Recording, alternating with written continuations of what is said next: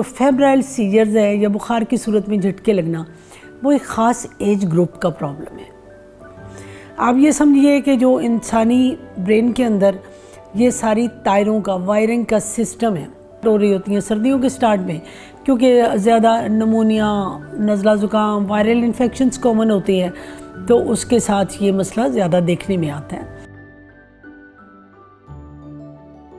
پہلی بات تو یہ ہے کہ خاص طور پہ وہ فٹ جو 5 منٹ سے زیادہ ڈیوریشن کا ہو، ایسی صورت میں اس کو فوری طور پہ انجیکشن لگا کے اس کے فٹ کو سٹاپ کرنا ضروری ہے، کیونکہ جتنی دیر یہ فٹ ہو رہا ہے اس کے ساتھ نیورونز کو، برین کو کچھ نہ کچھ نقصان پہنچ رہا ہے، اور اس کے ساتھ ساتھ کبھی کبھی ایسے ہوتا ہے کہ منہ میں کوئی چیز ہے یا سیکریشنز ہیں، وہ ایسپریٹ کر کے بچہ اپنی سانس کی نالیوں میں لے کے جا سکتا ہے، جس کے ساتھ ایک نیا مسئلہ شروع ہو جائے گا۔ تو آپ کے کرنے والے جناب کیا کام ہے؟ آپ نے پینک ہونے کے بجائے اپنے آپ کو بالکل کام رکھنا ہے۔ آپ نے کوشش کرنی ہے جب تک آپ ہاسپٹل نہیں پہنچ سکتے، آپ لیفٹ لیٹرل سائڈ پہ یعنی کہ کروٹ کے بل پیشنٹ کو لٹائیں۔ اگر اس کی کوئی ایسی کلودنگز ہیں، کوئی بٹن بہت ٹائٹ ہیں یا نیک کا ایریا آس پاس کوئی چیز لپٹی، اس کو لوز کر دیں تاکہ وہ ایئر وے کے اوپر پریشر نہ دے۔ اور اس کے علاوہ جیسے میں نے پہلے کہا کہ اس کو منہ کو فورسفلی نہیں کھولنا، اور آپ نے پھر کوشش یہ کرنی ہے کہ آپ جلدی ہاسپٹل پہنچیں۔ ہاسپٹل میں ظاہر ایسی صورتحال میں ڈفرینٹ ٹیکنیکس ہیں، لیکن عموماً آئی وی انٹراوینسلی اس کو ایک انجیکشن لگایا جائے گا، جو ڈائزیپیم کا انجیکشن ہے، کبھی کبھی لوریزیپیم یا میڈازولام بھی لگایا جا سکتا ہے۔ یہ ساری ایک ہی گروپ کی دوائیاں ہیں، ان کا مقصد یہ ہوتا ہے کہ فوری طور پہ اس فٹ کو سٹاپ کیا جائے۔ ٹھیک ہو گیا جی؟ اب فٹ سٹاپ ہو جائے گا تو بچہ عموماً جیسے نڈھال سو جائے گا، یا وہ ایسے نیم بے ہوشی کی کیفیت میں کچھ دیر رہے گا۔ اب کیا یہ خطرہ ٹل گیا ہے یا ابھی سٹل موجود ہے؟ اب اس میں ایک کیچ ہے جو پیرنٹس کے لیے سمجھنا بہت ضروری ہے، کیونکہ یہ کیا ہے، بخار ہے اور اس کو دورہ جھٹکا لگا ہے۔ بالکل یہی علامات ہوں گی گردن توڑ بخار کی بھی۔ گردن توڑ بخار خدا نخواستہ ایک جان لیوا بیماری ہو سکتی ہے، اور اگر اس کو پراپرلی ہم ٹریٹ نہیں کرتے تو بعض دفعہ بہت سارے نقائص چھوڑ جاتی ہے۔ آپ کی آئی سائٹ پہ اثر پڑ سکتا ہے، آپ کو خدا نخواستہ پیرالسس ہو سکتا ہے، آپ کی جو ذہنی استطاعت وہ کم ہو سکتی ہے، اور بے شمار چیزیں ہو سکتی ہیں۔ اب اس کا طریقہ کیا ہے کہ ہم پتہ لگائیں کہ یہ فیبرائل فٹ ہی ہے یا یہ میننجائٹس ہے۔ اس کا صرف ایک ہی اچھا حل ہوتا ہے کہ کمر کی ہڈی سے بہت کیئرفلی تھوڑا سا پانی لیا جاتا ہے، اس کو ٹیسٹ کیا جاتا ہے، اسے کلیئرلی پتہ چل جاتا ہے۔ اگر وہ میننجائٹس نہیں ہے تو اس کو لیبل ہم کر دیتے ہیں فیبرائل فٹ ہے۔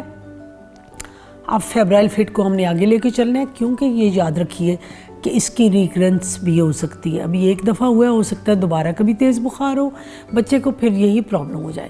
اس لیے یہ بہت ضروری ہے کہ آپ ایز پیرنٹس اس کو انڈرسٹینڈ کریں کہ ہے کیا، آپ کی اس میں کیا ذمہ داری ہے، آپ نے اس کو روکنا ہے تو کیسے روکنا ہے، اور اگر خدا نخواستہ ہو گیا ہے تو پھر کیا کرنا ہے۔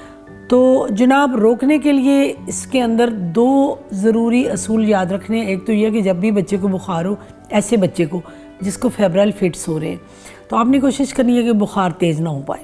ہر گھر کے اندر پیراسیٹامول عموماً موجود ہوتی ہے، بروفین کا سیرپ بھی ہوتا ہے۔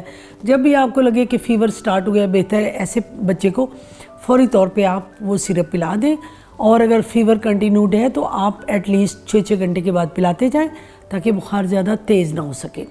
دوسرا، جن بچوں کو بار بار یہ پرابلم ہوتا ہے تو ان کو ایٹ ٹائمز ہم ایجوکیٹ کر دیتے ہیں کہ سپوزیٹری کی شکل پہ وہی دوائی اسی کیلکولیٹڈ ڈوز میں دے دی جاتی ہے کہ اگر آپ ہاسپٹل سے دور ہیں، فوری طور پہ آپ نہیں پہنچ پاتے، تو ایٹ لیسٹ آپ وہ سپوزیٹری پر ریکٹلی یعنی پخانے والی جگہ کے اندر وہ بتی کی شکل میں رکھ دیں گے تو اس سے کافی سارا خطرہ ٹل جائے گا۔ اب اس میں جو چیز آپ کی معلومات کے لیے بہت ضروری ہے کہ عموماً یہ فٹس 5 سال کی عمر پہ جا کے ختم ہو جاتے ہیں، پھر بھلے بخار ہوتا بھی رہے بچے کو فٹس نہیں ہوتے، اور وہ بالکل نارمل بچہ گرو کرتا ہے، اس کی ذہنی استطاعت کم نہیں ہوتی، اس کو خدا نخواستہ کوئی مرگی کا چانس نہیں ہوتا۔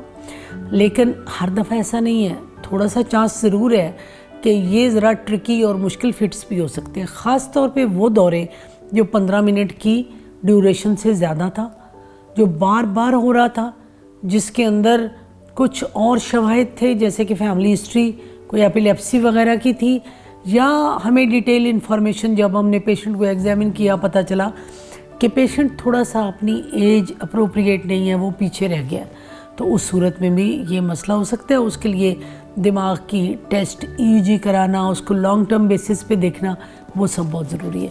تو امید ہے آپ اس کے بارے میں کافی اب اویئر ہو چکے ہوں گے اور آپ کو اس ویڈیو میں کافی معلومات ملی ہوں گی۔